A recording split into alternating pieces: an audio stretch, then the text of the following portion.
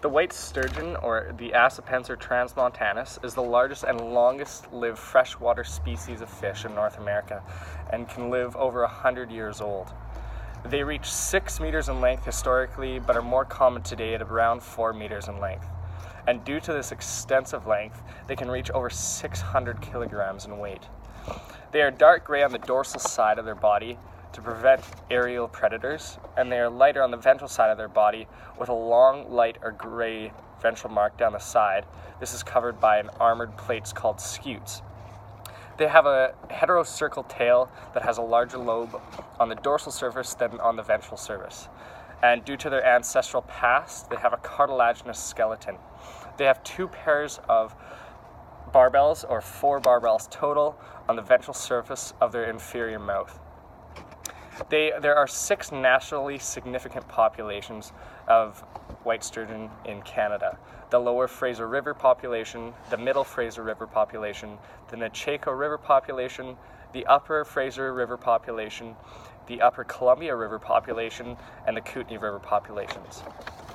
Due to their age, they tend to reach sexual maturity later on in their lives.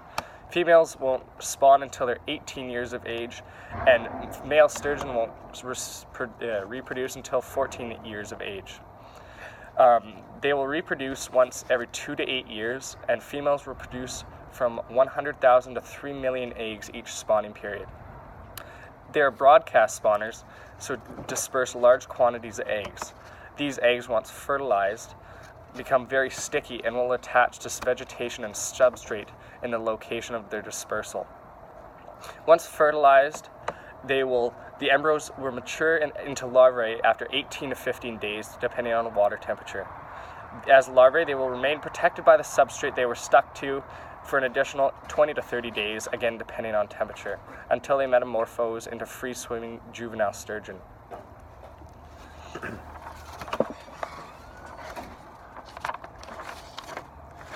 Culturally and economically, sturgeon are very important in the sport fishing industry.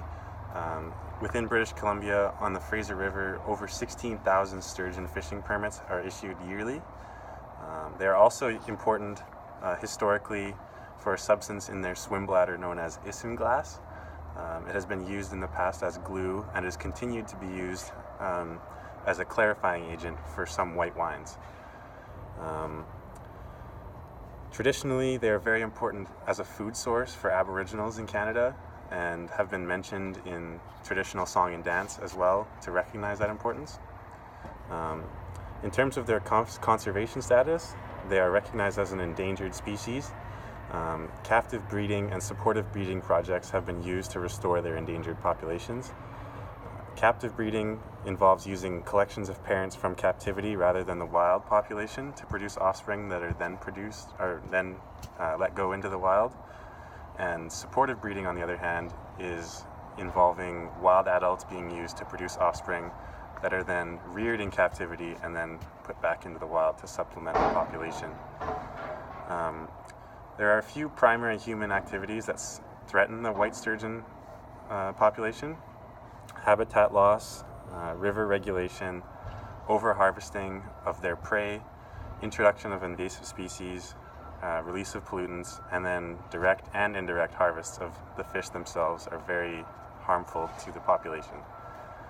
In 1990, Acipenser transmontanus was classified by the Committee on the Status of Endangered Wildlife in Canada as a species of special concern, and the BC Conservation Data Centre has reviewed their status and the white sturgeon has now been provincially listed as imperiled, which is the second highest at-risk rating in BC. 3 populations of sturgeon, in the Nechaco, Upper Columbia, and Kootenay populations, were listed as critically imperiled during this review as well. And a fun fact, the barbels on their mouths contain chemoreceptors to distinguish between chemical compounds near their mouth, which helps distinguish food and not food.